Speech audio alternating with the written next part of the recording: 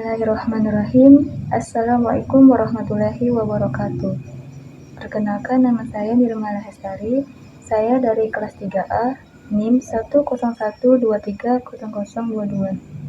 Saya mahasiswi dari Universitas Islam Negeri Sultan Toha Saifuddin Jambi, Fakultas Syariah, Prodi Hukum Keluarga Islam.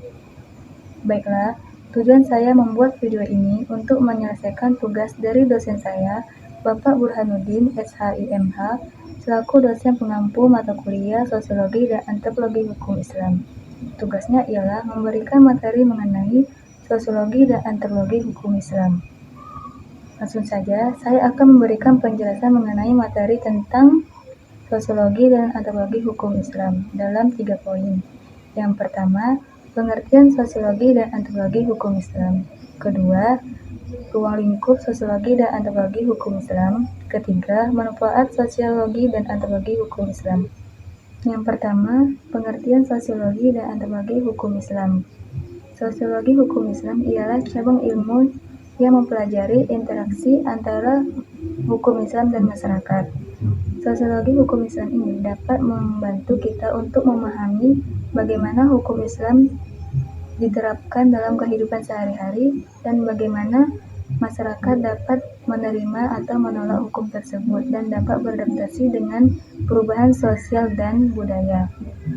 Sedangkan antropologi hukum Islam ialah cabang ilmu yang mempelajari nilai-nilai, adat istiadat, dan kebudayaan masyarakat yang mempengaruhi penerapan hukum Islam. Ini mencakup analisis tentang norma-norma hukum Islam yang berfungsi dalam konteks budaya, tradisi, dan praktik sosial masyarakat. Antropologi hukum Islam ini juga dapat menggali cara-cara di mana hukum Islam tersebut dapat dipahami dan diterima. Yang kedua, ruang lingkup Sosiologi dan Antropologi Hukum Islam. Ruang lingkup Sosiologi Hukum Islam. Yang pertama, perubahan pembentukan hukum Islam di masyarakat. Menganalisis bagaimana hukum Islam dapat dipahami, diterima, dan dibentuk dalam masyarakat. Yang kedua, pengaruh struktur sosial terhadap penerapan hukum Islam. Menganalisis bagaimana hubungan sosial dalam masyarakat, seperti keluarga, organisasi, dan komunitas, yang mengaruhi pelaksanaan hukum Islam dan dalam respon masyarakat terhadapnya.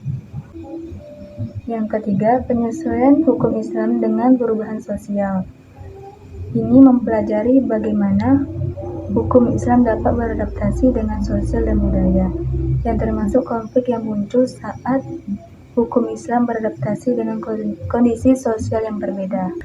Ruang lingkup antropologi hukum Islam. Yang pertama, pengaruh budaya dan adat terhadap hukum Islam. Meneliti bagaimana budaya dan adat setempat mempengaruhi cara hukum Islam dapat diterima dan diterapkan. Yang kedua, interaksi hukum Islam dengan tradisi lokal, yang mempelajari interaksi antara hukum Islam dan tradisi lokal yang kemungkinan hukum Islam lebih mudah diterima.